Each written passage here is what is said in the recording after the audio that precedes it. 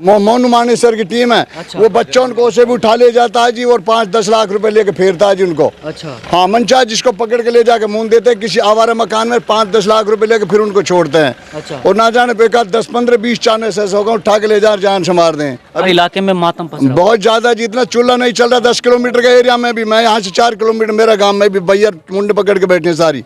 छोटे बच्चे हैं, एक ये दुकान करता था जी। और ये एक बेचारा वो गाड़ी वगैरह चलाता था। अच्छा। दरअसल दोस्तों इस वक्त मेरी मौजूदगी कामा विधानसभा क्षेत्र के घाटमी का गांव में है। और दोस्तों घाटमी का गांव के पहले तो 2 नौजवान लड़कों को किडनैप किया गया, फिर उसके बाद बलेरो कार में बंद कर उनमें आग लगा दी गई। जी हाँ दोस्तों, बलेरो कार में बंद कर उन दोनों लड़कों का मर्डर कर दिया गया, उनकी हत्या कर दी गई। आइए इस वक्त हम ये पीड़ित परिवार है यानी कि जो मृतक हैं उनका ये घर है, इस वक्त हम मृतक के परिजनों से बातचीत करेंगे। आखिर कहां के लिए वो गए थे और किन लोगों के द्वारा उनकी हत्या की गई है, उनका मर्डर किया गया है। आइए तमाम गांव के लोग यहाँ पे मौजूद हैं, कुछ मौजूद लोगों से बातचीत करते हैं। क्या नाम जी आपका? वहीद है वहीद जी। कौन लोग हैं जिन्होंने इनकी हत्या की है?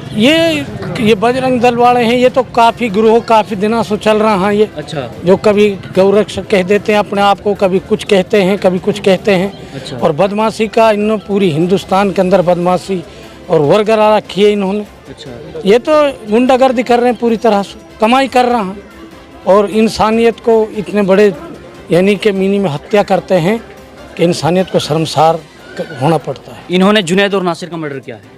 हाँ, यही लोग हैं वो। अच्छा। आपको कैसे पता चला कि उनका मर्डर हो चुका? आपको आपके पास डेड बॉडी कैसे पहुंची? वो ऐसा जब वो गायब मिले तो हमने गुलपाड़ थाने, गोपालगढ़ थाना, वहाँ अपहरण का केस लगाया कि हमारा आदमी कुछ गायब है। अच्छा। पुलिस ने छानबीन की, हम भी घूमते रहे तो फिरोजपुर में जार बताया किसी ने कि वो यहाँ लाए थे उनको। अच्छा। और गंभीर हालत थी और वो ना उठे उन्होंने। अच्छा। उसके बाद वहाँ से वो ले गए और वहाँ आग लगा दी उसने।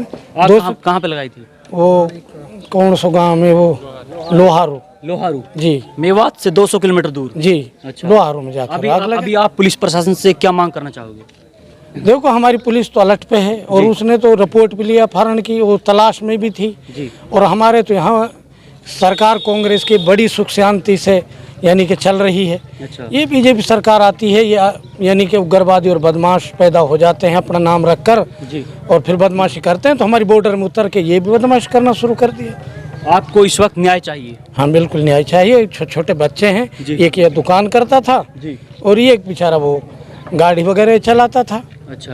हाँ, छोटे छोटे बच्चे हैं उनके? छोटे छोटे बच्चे हैं। अच्छा। मासूम बच्चे हैं, 5-6 बच्चे हैं। एक के बच्चा ही नहीं है अभी। उनको दाग दे दिया गया मिट्टी? नहीं, अभी नहीं दी। अभी नहीं दिया गया। कुछ बुजुर्ग मेरे साथ हैं, क्या नाम आपका?